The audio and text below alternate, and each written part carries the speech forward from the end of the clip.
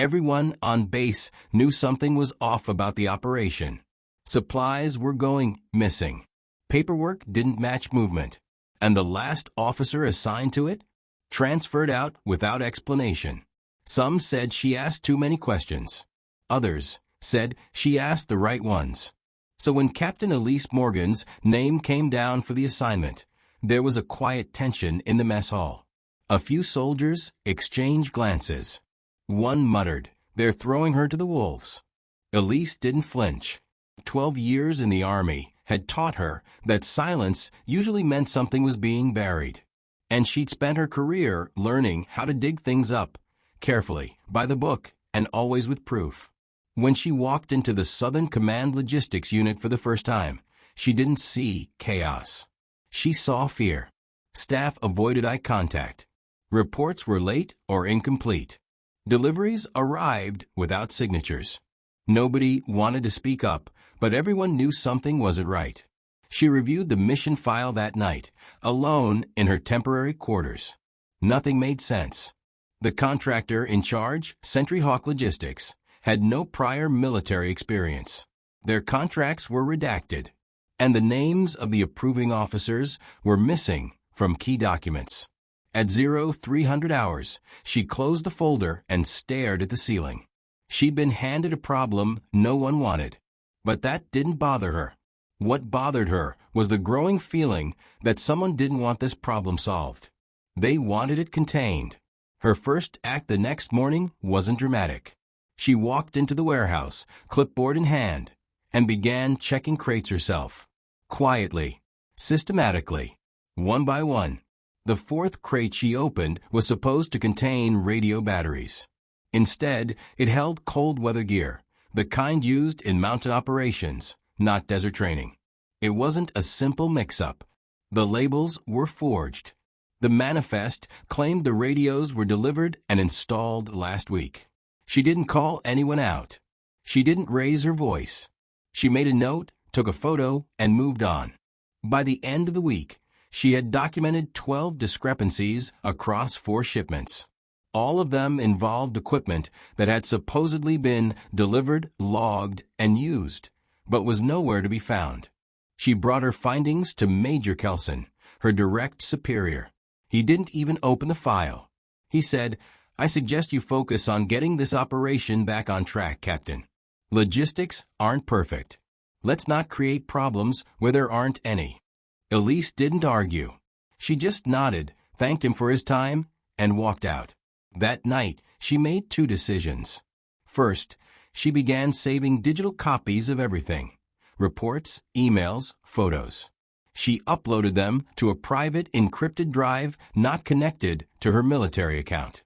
Second, she called Sergeant Thompson, a quiet but sharp logistics tech with a reputation for spotting patterns others missed. "Something's wrong with these shipments," she told him. "I need a second set of eyes. Someone who sees what I'm seeing." He didn't hesitate. "I've been waiting for someone to ask that." They met off base 2 nights later at a small coffee shack near the airfield. Thompson brought a folder of his own.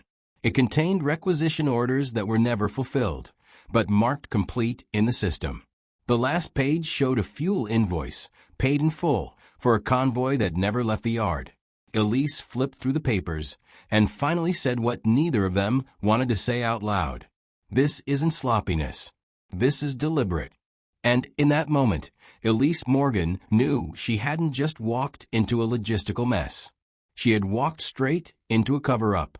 The next morning, Elise arrived early.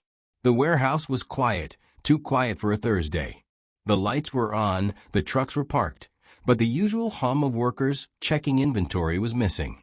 She noticed that 2 regular staff members weren't at their stations. No one mentioned why. She walked over to the supply logs and pulled the latest shipping report. The top sheet listed a delivery from the previous night: 8 crates of tactical communications equipment. According to the paperwork, it had been signed in and placed in storage Bay 3.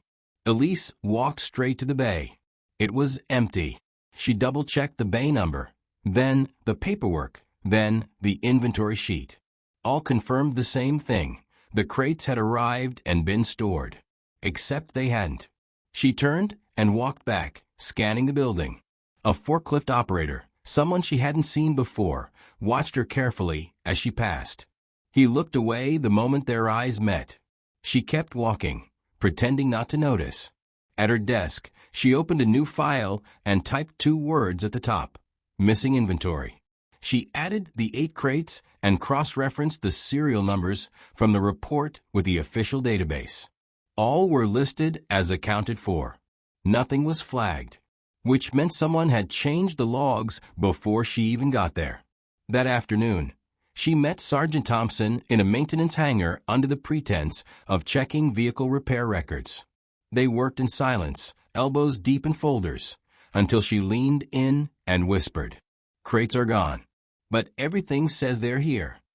He didn't look surprised. He slid her a small USB drive from his pocket. Warehouse cameras went dark between 02:30 and 02:45 last night. System shows scheduled maintenance. Only it wasn't scheduled. Elise slipped the drive into her sleeve. She went straight to her quarters and plugged it into her personal laptop. The footage confirmed it. At 2:31, the camera feed jumped. When it returned, the loading dock was empty. No workers. No crates. No forklift. Gone. She sat back in her chair, exhaling slowly. Whoever was behind this wasn't hiding mistakes. They were removing evidence. Intentionally. Carefully. Like someone who'd done it before. Later that night, her military email pinged. A new directive from Central Command. Effective immediately, Elise was no longer authorized to sign off on outgoing equipment or initiate inventory checks without senior approval. She read the message twice. It didn't make sense. Her role required those clearances. Without them, she was just a figurehead. Then came the second email, 10 minutes later. Major Kelson wanted to meet first thing the next morning.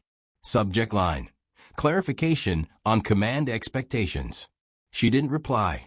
Instead, she opened a blank document and started writing everything from memory. Every name, every anomaly, every conversation. She saved it, encrypted it, and emailed a copy to a secure external address she'd used during deployment. That night, sleep didn't come easy. She kept thinking about the crates, the missing footage, the retracted permissions. Someone was trying to push her out of the operation without technically removing her. It was the oldest trick in the book: undermine authority until the officer quits or takes the fall for failure. Only Elise didn't quit. She stayed quiet. She stayed calm. And she started building a case. By the time the sun came up, she had already printed copies of the emails, cataloged the missing inventory, and flagged the altered reports. She walked into that meeting knowing exactly what they were trying to do. But they didn't know what she already had. Major Kelson didn't offer her a seat when she entered his office. He stood behind his desk, arms folded, expression unreadable. On the table in front of him lay a slim file, one that Elise knew didn't contain half the truth. "Captain Morgan," he began, "there's concern you're stepping outside your lane, reviewing areas you haven't been authorized to access." She met his gaze without flinching. "I was reviewing active inventory assigned to my unit. That's part of my responsibility. You were warned not to pursue irregularities without chain of command involvement," he said. "This isn't about a few missing crates. It's about trust." She almost laughed. Trust? In a system that was deliberately hiding things? But she didn't say that. She said, "If command wants me out, sir, you'll have to put it in writing. Until then, I'm still responsible for that unit. And for every soldier depending on the supplies they never received."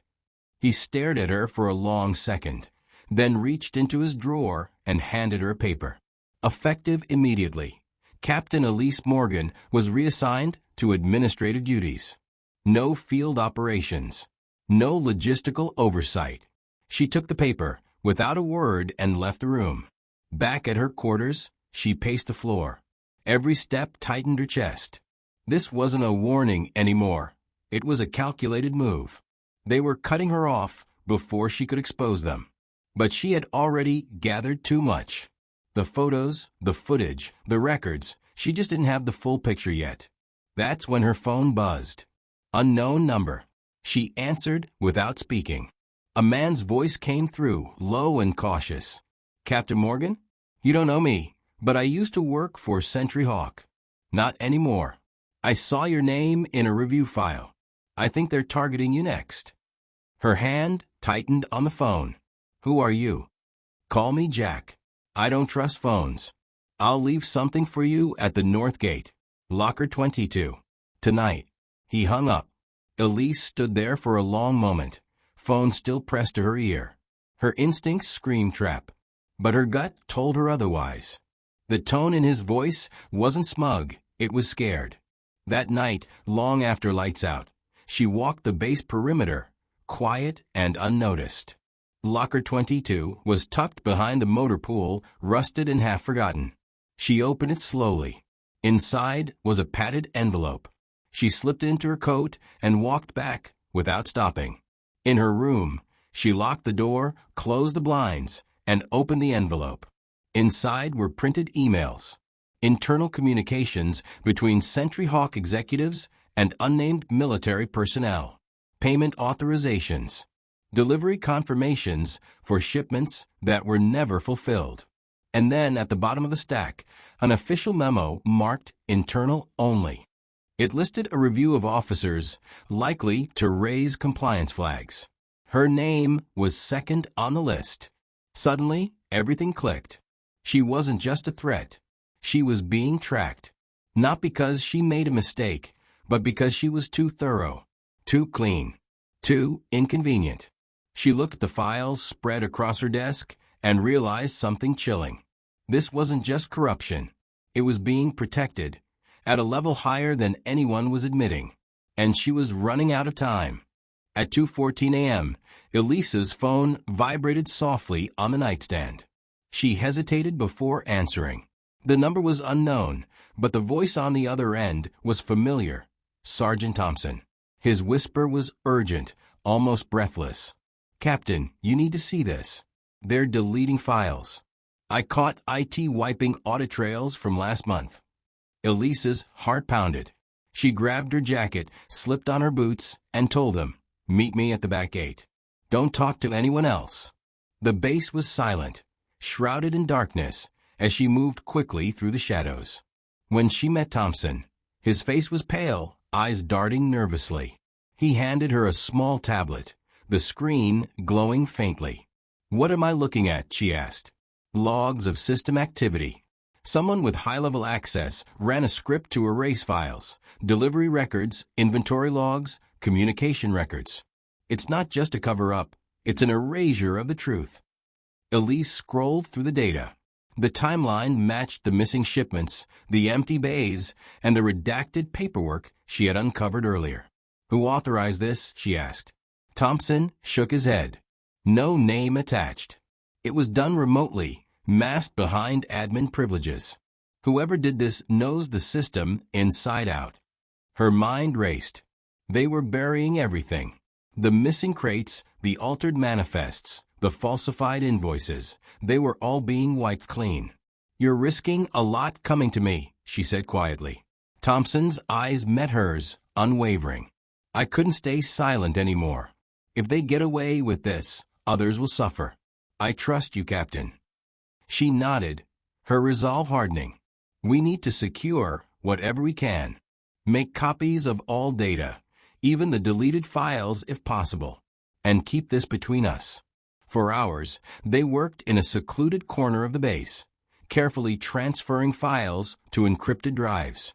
Every beep of the tablet felt like a countdown, the knowledge that discovery could come at any moment.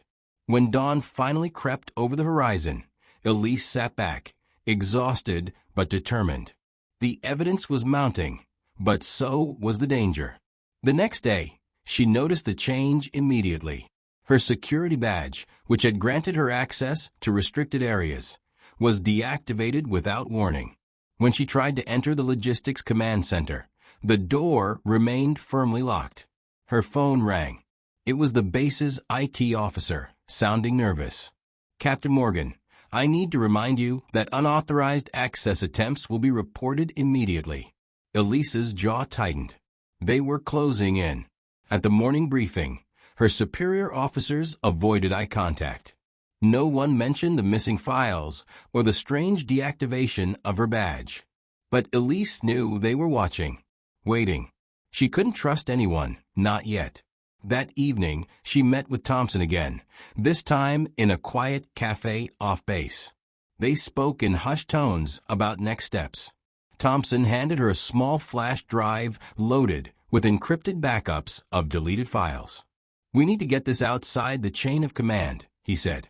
If we don't, this will disappear like everything else. Elise nodded. Agreed.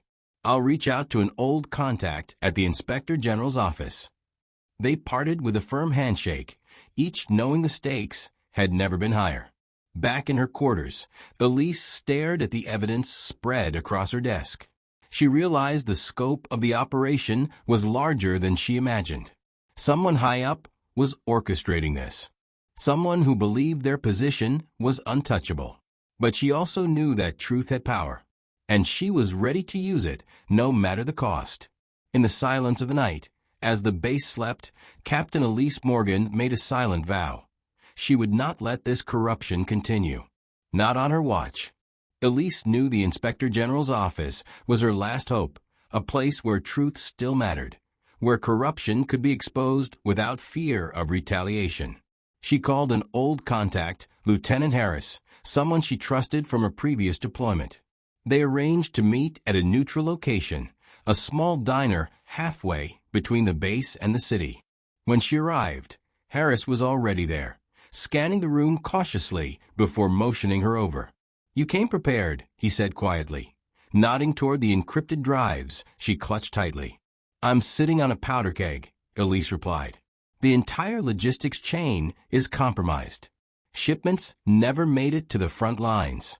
Equipment is disappearing. And the higher-ups? They're covering it up. Harris's face tightened. You're playing a dangerous game, Captain. Exposing this won't just ruffle feathers. It could shake the entire command structure. I don't have a choice, Elise said firmly. Soldiers depend on those supplies. If we fail, lives are at risk. He leaned forward, voice low. You know the rules. Evidence has to be airtight. No gaps. No leaks.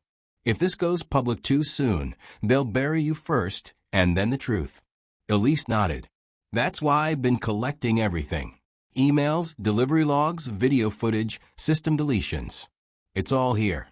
She slid the folder across the table. Harris flipped through the documents, brows furrowing. This is solid. But it's a paper trail through a minefield. You'll need witnesses. Someone on the inside. Elise didn't hesitate.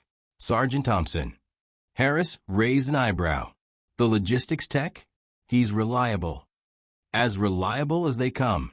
He's the one who found the deleted files.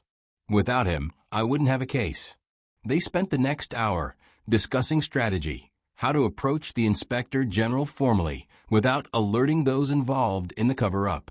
Harris advised Elise to keep a low profile and avoid drawing attention until they had a secure meeting scheduled. Days passed with tense silence. Elise stayed under the radar, avoiding unnecessary contact, but never stopped digging. She reviewed reports, cross-checked names, and track patterns that pointed toward a network of complicity far beyond Sentry Hawk. One afternoon, her phone buzzed with a text from an unknown number. They know. Be careful. Her stomach clenched. She immediately called Thompson. We have to move fast, he said grimly. I overheard a conversation in the supply office. They're planning to transfer you out of the base. Permanently. Elise's mind raced. Transfer meant losing access, losing control.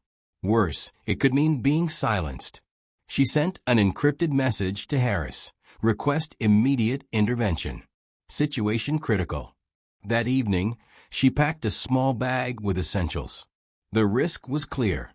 If she stayed, she might be stopped before delivering the evidence. If she left, she risked being cut off from the people she trusted. She decided to take a chance. Under the cover of darkness, Elise slipped out of her quarters and made her way to the city. Thompson had arranged a safe house, a place to regroup and plan their next move. When she arrived, the door opened to reveal Thompson's tense face. "You made it," he said quietly. "They've already started spreading rumors, saying you're unstable." Elise felt the weight of the moment settle over her. She wasn't just fighting corruption anymore. She was fighting for her reputation, her career, and her life. "We're not done," she said firmly. "We expose this or they win." Thompson nodded. "I have everything backed up. Emails, videos, logs. We'll take it straight to the Inspector General tomorrow." Elise stared out the window at the city lights, thinking of the soldiers depending on her, those who would never know her name but deserved the truth. In that moment, she understood what standing her ground really meant. It wasn't just defying a general or facing down corruption. It was risking everything for what was right, and she was ready to pay the price. Elise woke before dawn. The safe house was quiet, but tension hung heavy in the air. Thompson was already up, his eyes scanning the encrypted drives and notes spread across the table. They both knew today was the turning point. They had planned meticulously. At noon, they would meet with Lieutenant Harris and present the evidence to the Inspector General's office. But until then, every second felt like walking on a razor's edge. Elise checked her phone for messages. Nothing. No threats. No warnings. For once, silence was a fragile kind of comfort. The sun rose, casting a pale light through the curtains. They loaded the files into a secure briefcase and left the safe house, moving quickly through the city streets to avoid drawing attention. At the IG's office, the reception was cold but professional. Lieutenant Harris met them discreetly in a small conference room, his expression serious. "We've reviewed preliminary reports," he said, "but this is the first concrete evidence we've seen that links the disappearances to a systemic cover-up." Elise laid out the documents, the forged manifests, the deleted files, the emails between Sentry Hawk executives and unnamed military personnel. Harris listened, nodding. "This will shake the command," he admitted. "If what you say is true, it's more than a logistical error. It's a conspiracy." Elise's voice was steady. "And it's costing lives. Soldiers on the front line are going without critical gear because of this." Harris leaned back. "We'll start an official investigation, but you should be prepared for pushback. These kinds of cases don't go quietly." As they left the office, Thompson pulled Elise aside. "There's more," he said. "I managed to access an internal chat group. It's between high-ranking officers and Sentry Hawk managers. They talk about cleaning house, meaning removing anyone who digs too deep." Elise's heart sank. They were being targeted, marked for removal. But now they had the proof. Back at the safe house, Elise began compiling everything into a detailed report. They planned to send it through multiple channels, to the Inspector General, trusted journalists, and allies within the military. But the risk was clear. Once this hit the right desks, the fallout would be explosive. That night, a knock startled Elise awake. Her heart pounded. She peeked through the blinds and saw a figure standing in the shadows. Before she could react, the doorbell rang. Thompson motioned for silence. He opened the door cautiously. It was Lieutenant Harris. "I'm here to get you both out," he whispered urgently. "There's been a leak. Command knows everything." Elise grabbed the files. Harris handed her a new ID badge and plane tickets. "We're flying out tonight," he said, "to a secure location." The clock was ticking faster now. They had to move before they were silenced. At the airport, they navigated security with forged documents and forged stories. Every glance from an officer felt like a threat. Once on the plane, Elise exhaled deeply. For the first time in days, she allowed herself to hope. But she knew this was only the beginning. When they landed, they were met by officials from the IG's protective unit. Elise realized that the truth had made them enemies and allies. As they drove away from the airport, she looked out at the horizon, thinking of the soldiers who depended on her courage. She had stood her ground against the highest ranks and paid a heavy price. But now, armed with evidence and support, she was ready to fight back harder than ever, because some truths were worth risking everything for. And Captain Elise Morgan wasn't done yet. Elise sat across from the Inspector General in a secure conference room. The room was sterile, the kind of place where secrets came to light and fates were decided. She laid out the evidence again, the forged manifests, the deleted files, the emails that tied senior officers to Sentry Hawk executives. Every document, every photo, every digital footprint painted a clear picture. A carefully orchestrated scheme to siphon military resources for profit. The Inspector General listened intently, his expression grave. Captain Morgan, this is a serious allegation. If what you've presented is accurate, it could implicate some of the highest-ranking officials in the military. Elise met his gaze without hesitation. It's more than just allegations. Soldiers are going without essential gear. Lives are at stake. The IG nodded slowly. We'll launch a full investigation. But be prepared. These cases don't end quietly. There will be resistance, attempts to discredit you, to stall the process. Elise's jaw tightened. I'm ready for that. Outside the conference room, Thompson waited quietly. His usual calm demeanor was strained, but he never wavered. He had become more than a trusted ally. He was family. Days turned into weeks as the investigation unfolded. Elise and Thompson moved between secure locations, constantly guarded but never silenced. They gave interviews to trusted journalists, leaked carefully redacted documents, and kept pressure on the IG's office. The story exploded across media outlets. Public outcry grew as more evidence emerged. Payments to phantom contractors, shipments rerouted to private accounts, officers who turned a blind eye in exchange for bribes. Inside the military, the walls shook. Generals who once walked with confidence found themselves under scrutiny. Some resigned quietly. Others fought back fiercely. Elise's name became known, not just on base, but nationwide. She was hailed as a whistleblower, a hero, and a threat to the old guard. But the pressure was relentless. Threats followed her everywhere. An anonymous package left at her door. Strange cars parked near her safe house. Unexplained phone calls filled with silence. One evening, as she reviewed a new batch of evidence, her phone buzzed with a message, "They're coming for you." She showed it to Thompson, who immediately checked their security. "We need to move," he said. They packed quickly and left the safe house under cover of darkness. The constant motion wore on them, but neither complained. The truth was worth every sacrifice. Months later, the investigation culminated in a formal report that led to multiple arrests. Senior officers were charged with corruption, fraud, and dereliction of duty.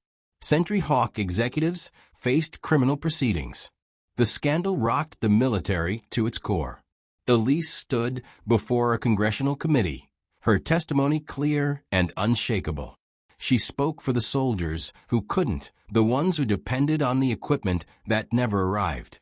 Her courage sparked reforms in military logistics and oversight. New policies were enacted to prevent similar abuses. But more importantly, she proved that one person's stand could change an entire system. As the hearings ended, a young soldier approached her. "Thank you, ma'am. You saved lives." Elise smiled quietly. "Just doing my duty." She had faced down generals, navigated shadows of betrayal, and risked everything for the truth. And in the end, she had stood her ground. Elise sat quietly in her new office, the hum of the military base outside a distant reminder of how much had changed. The scars of the past months lingered, not just in the sleepless nights or the constant vigilance, but in the way trust felt fragile, like glass teetering on the edge of breaking. She had won a battle, but the war against corruption was far from over. Her promotion was official. Not just a title, but a responsibility to rebuild the systems that had nearly collapsed under greed and deceit. She was appointed to lead a new task force, tasked with overseeing military logistics, ensuring transparency, and protecting the chain of command from shadowy influences. The weight of that responsibility settled on her shoulders, but Elise welcomed it. She had stared down generals, navigated secret deals, and stood firm against the tides of betrayal. Now, she had the chance to make lasting change, not just to fix what was broken, but to build something stronger. Her team was diverse. Young officers hungry for reform, veterans tired of watching injustice, and civilians determined to bring accountability. Together, they pored over old records, revamped security protocols, and introduced cutting-edge tracking systems. Every shipment, every piece of equipment would be accounted for. No more empty bays. No more silenced voices. Yet, amidst the progress, Elise remained vigilant. She knew the same shadows that tried to silence her still lurked, waiting for the next opportunity. But now, she wasn't alone. She had allies, inside and out, ready to back her up. One afternoon, a message arrived, a simple invitation to speak at a conference on military ethics and leadership.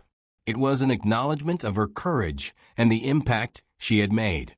Standing before a crowd of officers and civilians alike, Elise shared her story, not as a tale of personal triumph, but as a call to action. She spoke of integrity in the face of pressure, of the importance of standing firm even when the odds seem impossible. She urged others to question authority when necessary, to protect the truth above all else. As the applause echoed, Elise felt a quiet pride. She wasn't just a whistleblower anymore. She was a leader shaping the future.